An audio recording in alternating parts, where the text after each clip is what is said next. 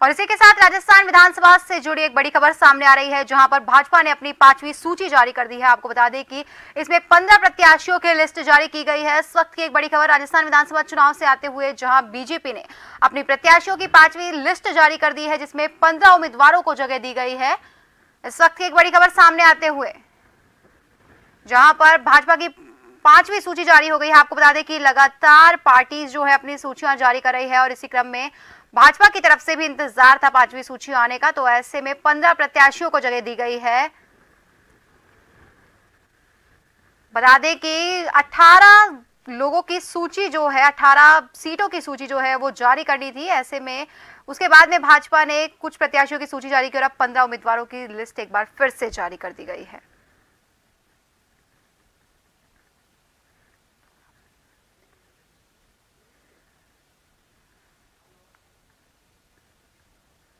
इस वक्त की एक बड़ी खबर राजस्थान विधानसभा चुनाव से आते हुए, जहां पर भाजपा ने अपनी 5वीं सूची जारी कर दी है। आपको बता दें कि लगातार प्रयास लगाए जा रहे थे, लगातार कयास लगाए जा रहे थे कि कब तक भाजपा अपनी सूची जारी कर सकती है, जिनमें कुछ ऐसी हॉट सीट थी जिनको भाजपा ने बचा कर रखा हुआ था, जिनकी सूची जारी नहीं की थी। वहीं अब उम्मीद लगाई जा रही है कि इन सूचियों के भी नाम डिक्लेयर हो गए हैं। इस वक्त की बड़ी खबर सामने आते हुए, जहां पर भाजपा ने अपनी 5वीं सूची जारी कर दी है।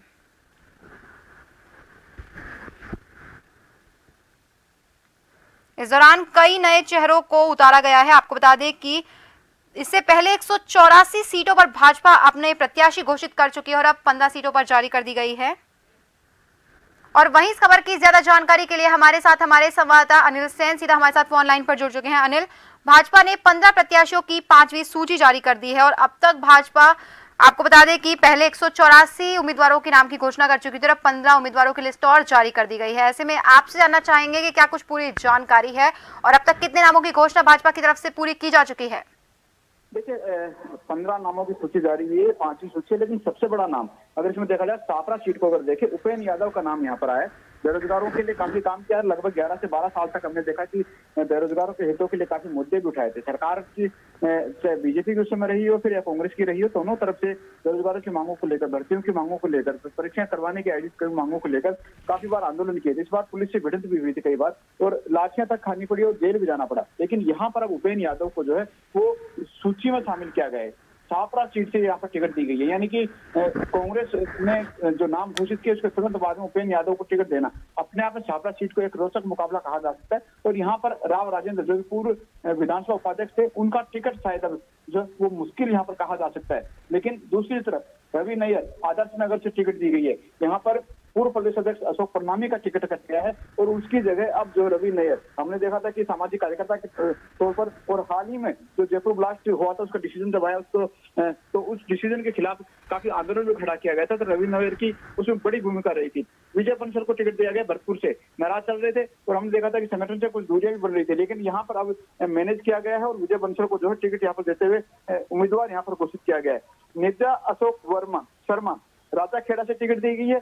अभिषेक सिंह मसूदा से उम्मीदवार यहाँ पर बनाया गया है और बाबू सिंह राठौर जो पेश फंस रहा था कि शेरगढ़ में आखिरकार किसको टिकट मिलेगा, और हमने देखा भी था कि एक समय जब केंद्रीय मंत्री गजेंद्र सिंह शेखावत और बाबू सिंह राठौर के बीच में कुछ तलखियां भी देखी गई थी। तो ऐसे में टिकट का पेश फंसने का नजर आ रहा था। लेकिन यहाँ पर भारतीय जनता पार्टी ने अब शेरगढ़ से बाबू सिंह राठौर को टिकट दे दिया है। माहौली से केजी पालीवाल, पिपलदा से प्रेमचंद गोचर और प्रहलाद गुंजर को कोटा उत्तर से टिकट दे दिया है। 2 दिन पहले ही लोकसभा अध्यक्ष ओम बिरला से मुलाकात की थी और उसके बाद में यहाँ पर शायद कुछ क्लियर हुआ है। 12 अक्टूबर से राधेश्याम बेरवा को टिकट दिया गया है। तो ये एक लिस्ट है। अमित चौधरी को हनुमानगढ़ से दे दिया गया है और कोलाय से अगर देखा जाए अंशुमान भाटी को टिकट दिया गया है। ये जो टिकट है अपने आप में कहा जा सकता है कि पार्टी ने काफी कुछ सोच समझ के और सरदार शहर से राजकुमार द्रिणवा को टिकट जो दिया गया है ये मंथन करने के बाद में दिया है। हालांकि अभी भी एक आदमी तो एक जो नाम है वो यहाँ पर बाकी है, उस पर कब तक घोषणा होगी। लेकिन 5वीं सूची है भारतीय जनता पार्टी की और उसमें काफी रोचक नाम दिए गए हैं। जी अनिल, बहुत बहुत धन्यवाद तमाम जानकारी के लिए। तो आप सभी को बता दें कि भाजपा की तरफ से 184 सीटों पर पहले सूची जारी की गई थी और आज हाल ही में 15 नामों पर और घोषणा कर दी गई है। इसका मतलब भाजपा 200 सीटों में से 199 उम्मीदवारों की 199 सीटों की सूची जारी कर चुकी है। वहीं एक सीट और बच रही है। इसके साथ ही आपको बता दें कि इस सूची में खास बात यह है कि इस सूची में उपेन्द्र यादव को जगह दी गई है।